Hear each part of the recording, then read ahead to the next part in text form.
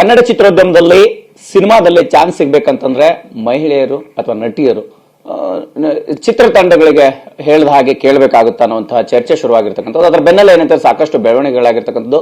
Fire ಸಂಸ್ಥೆ ಮುಖಾಂತರ ಸಿಎಂಗೂ ಕೂಡ ಮನವಿ ಸಲ್ಲಿಸಿದೆ. ಅದಾದ ನಂತರ ಈಗ ಫಿಲಂ ಚೇಂಬರ್ಗೆ ಮಹಿಳಾ ಆಯೋಗದಿಂದ ಒಂದು ಪತ್ರ ಬಂದಿರತಕ್ಕಂಥದ್ದು. ಅಂದ್ರೆ ಸಭೆ ಮಾಡಬೇಕು, ಸೊ ಚಿತ್ರೋದ್ಯಮದಲ್ಲಿ ಆಗ್ತಿರ್ತಕ್ಕಂತಹ ಸಮಸ್ಯೆಗಳ ಬಗ್ಗೆ ಚರ್ಚೆ ಮಾಡಬೇಕು ಅನ್ನುವಂಥದ್ದು. ಈ ಬಗ್ಗೆ ಏನಂತಂದ್ರೆ ಚಲನಚಿತ್ರ ವಾಣಿಜ್ಯ ಮಂಡಳಿಯ ಅಧ್ಯಕ್ಷರಾಗಿರ್ತಕ್ಕಂಥ NM ಸುರೇಶ್ ಅವರು ನಮ್ಮ ಜೊತೆ ಇದ್ದಾರೆ, ಅವ್ರನ್ನೇ ಮಾತಾಡ್ಸೋಣ. ಸರ್, ಸದ್ಯಕ್ಕೆ ಮಹಿಳಾ ಆಯೋಗದಿಂದ ನಿಮ್ಗೆ ಒಂದು ಪತ್ರ ಬಂದಿರತಕ್ಕಂಥದ್ದು. ಆ ಪತ್ರದಲ್ಲಿ ಏನಿದೆ, ಸಭೆ ಮಾಡುವಂತದ್ರ ಬಗ್ಗೆ ಯಾವ ರೀತಿ ಚರ್ಚೆ ಆಗ್ತಿದೆ ಅನ್ನುವಂಥದ್ದು? ನಮಗೆ ಮಹಿಳಾ ಆಯೋಗದಿಂದ ಪತ್ರ ಬಂತು. ನಾಗನೂರ್ ಚೌಧರಿ ಅವರು ಒಂದು ಮೀಟಿಂಗ್ ಅರೇಂಜ್ ಮಾಡಿ ನಮ್ಮ ಸಿನಿಮಾ ರಂಗದ ನಟಿಯರ ಬಗ್ಗೆ ಒಂದು ಚರ್ಚೆ, ಒಂದು ವೇದಿಕೆ ಪ್ರಾರಂಭ ಮಾಡಿ ಅಂತ ಕೇಳಿದ್ರು. ಆ ಲೆಟ್ರ್ ಬಹಳ ಸಂತೋಷ ಆಯಿತು. ಅದನ್ನು ಲೆಟ್ರ್ ನಾನು ತೊಗೊಂಡು ರಿಸೀವ್ ಮಾಡಿದ್ವಿ. ಆ್ಯಂಡ್ ಲೆಟ್ರ್ ಕೂಡ ಬರಿತಾ ಇದ್ದಾರೆ ಈಗ. ಯಾಕಂದರೆ ಹಬ್ಬ ಇರೋದು, ನಾಳೆ ನಾಡ್ದಲ್ಲಿ ಹಬ್ಬ 13ನೇ ತಾರೀಕಿಗೆ ಸಾಯಂಕಾಲ ಕರೆದೆ ಅಂತ ಹೇಳಿದ್ದಾರೆ. ಯಾವ ನಟಿಯರು ಎಲ್ಲಿದ್ದಾರೆ ಗೊತ್ತಿಲ್ಲ, ಶೂಟಿಂಗ್ ಸ್ಪಾಟ್ಗೆಲ್ಲ ಹೋಗಿರ್ತಾರೆ. ಅವ್ರು ಮಿನಿಮಮ್ ಒಂದು 45 ಜನ ನಟಿಯರಿಗೆ ಸೇರಿಸುವಂಥ ಕೆಲಸ ಆಗೋದು.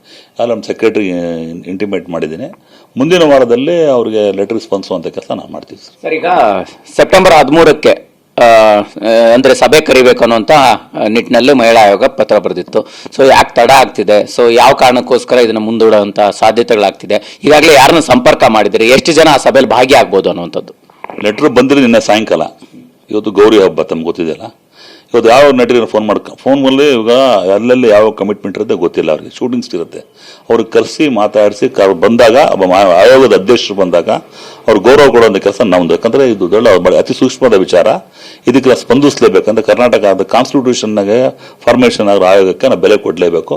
ಅವರು ನಮಗೆ ವಾಣಿಜ್ಯ ಮಂಡಳಿಗೆ ಗೌರವ ಕೊಟ್ಟು ಇದೊಂದು ಸಭೆ ಕರೀರಿ ಅಂದಾಗ ಕೂಡ ಅವ್ರಿಗೆ ನಾವು ಧನ್ಯವಾದಗಳು. ವಾಣಿಜ್ಯ ಮಂಡಳಿ ಒಂದು ದೊಡ್ಡ ಸಂಸ್ಥೆ, ಮಾತು ಸಂಸ್ಥೆ ಮೂಲಕ ಮಾಡಬೇಕು ಅಂತ ಒಂದು ಇದಿದೆಯಲ್ಲ, ಅವರಿಗೆ ಕನ್ಸರ್ನ್ ಇದಕ್ಕೆ hats off to them sir. ಮೇಡಮ್ಗೆ ಮತ್ತೊಮ್ಮೆ ನಮ್ಮ ವಾಣಿಜ್ಯ ಮಂಡಳಿ ಬರೋ ಧನ್ಯವಾದಗಳು ಅಧ್ಯಕ್ಷರಿಗೆ ಅಂತ ಹೇಳ್ತಿದ್ದಾರೆ.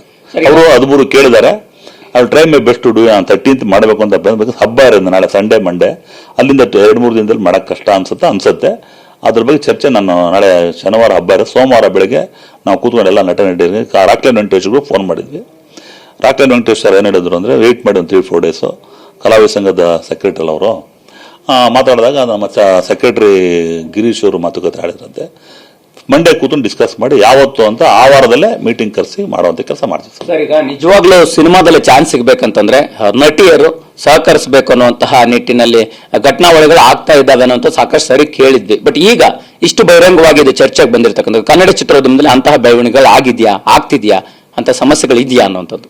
ಸರ್, ತಮ್ಗೆ ಗೊತ್ತಿದ್ದಂಗೆ ನಾನು ಒಂದು 8-9 ಸಿನಿಮಾ ಮಾಡಿದ್ದೀನಿ. ಎಲ್ಲ ಹೊಸದು ಮೇಲೆ ಪ್ರಯೋಗ ಮಾಡಿದ್ರು ನಾನೇ ನಿರ್ಮಾಪಕ. ಎಲ್ಲ ಹೊಸ ನಟಿಯರು ತೊಗೊಂಡಿದ್ದೀನಿ. ಹೀರೋಗಳು, ಹೀರೋಯಿನ್ಗಳು, ಕ್ಯಾಮ್ರಾಮನ್ಗಳು, ಅಸಿಸ್ಟೆಂಟ್ಸ್ಗಳು ಎಲ್ಲ ನನ್ನ ಬ್ಯಾನರಲ್ಲಿ ನಾನು 8-9 ಸಿನಿಮಾ. ನಂತರ ಅವರು ಹೊಸಬ್ರು ಪ್ರಯತ್ನ ಮಾಡೋರು ಕಡಿಮೆ ಅನ್ಸುತ್ತೆ. ನಾನು ಒನ್ನಮಂಗ್ ದೇಮ್ ಹೊಸಬ್ರು ನನ್ನ ದೊಡ್ಡ ದೊಡ್ಡ ಆರ್ಟಿಗಳೇ. ನಿತ್ಯಾಮನ್ ಇರ್ಬೋದು, ರಮ್ಯಾ ರಕ್ಷಿತ ಕಾಂಬಿನೇಷನ್ ಇರ್ಬೋದು, ಪೂಜಾ ಕನ್ವಾಲ್ ಬಾಂಬೆಯಿಂದ ಬಂದರು, ಆಮೇಲೆ ರಿಚಾ ಪರೋಡ್ ಇರ್ಬೋದು, ಗೌರಿ ಕಾರ್ನಿಕ್ ಇರ್ಬೋದು, ಅಮೂಲ್ಯ ಎಲ್ಲ ನಾವು ಬ್ಯಾನರ್ ಆಕ್ಟ್ ಮಾಡಿದ್ದಾರೆ ಸರ್. ನಮ್ಮಲ್ಲಿ ಅಂತ ಯಾವುದು ಉದಾಹರಣೆಗಳಿಲ್ಲ, ಎಲ್ಲ ಹೊಸಬ್ರು ಹೇಳ್ತಾನೆ. ಆ ಥರ ನಮಗೆ ಉದಾಹರಣೆ ಇಲ್ದಿದ್ದಾಗ ನನಗೆ ಆ ಎಕ್ಸ್ಪೀರಿಯನ್ಸ್ ಆಗಿಲ್ಲ. ಬಟ್ ನಮ್ಮ ಚಿತ್ರರಂಗದಲ್ಲಿ ಬಹಳ ಕಡಿಮೆ, ಪರ್ಸೆಂಟೇಜ್ ಆಫ್ ದಟ್ ಬಹಳ ಕಡಿಮೆ. ಎಲ್ಲೋ ಒಂದು ಮೂಲೆಯಲ್ಲಿ 1% ಆದಾಗ 100% ತರ ನಾವು ವೈಭವೀಕರಣ ಮಾಡಿ ಚಿತ್ರರಂಗಲ್ಲಿ ಆಗ್ತಿದೆ, ಚಿತ್ರರಂಗದ ಬೆಟ್ಟು ಮಾಡಿದ್ರು. ರಮೇಶ್ ಅರವಿಂದವರು ತುಂಬಾ ಚೆನ್ನಾಗಿ ಮಾತಾಡಿದ್ದಾರೆ. ಅವ್ರು ಈಚ್ ಅಂಡ್ ಎವ್ರಿ ವರ್ಡ್ ನಾನು ಎಂಡರ್ಸ್ ಮಾಡ್ತೀನಿ ಅಂತ ಈಗಾಗಲೇ ಬೇರೆ ಚಾನಲ್, ಈಗಲೂ ಅದು ನಿಮ್ಮಲ್ಲೂ ಹೇಳ್ತೀನಿ. ಅವರೊಬ್ಬ ಸೀನಿಯರ್ ಮೋಸ್ಟ್ ಎಕ್ಸ್ಪೀರಿಯನ್ಸ್, ಒಂದು ಸೀನಿಯರ್ ದೊಡ್ಡ ನಟ. ಅವ್ರದೇ ಯಾವುದಾದ ಒಂದು ಗೌರವ ಇಟ್ಕೊಂಡಿದೆ ಇದರಲ್ಲಿ, ಚಿತ್ರರಂಗದಲ್ಲಿ ಅವ್ರದೇ ಯಾವುದೊಂದು ಗೌರವ ಇದೆ, ಘನತೆ ಇದೆ, ಅವ್ರದ್ದು ಯಾರು ಎಕ್ಸ್ಪೀರಿಯನ್ಸ್ ಇದೆ.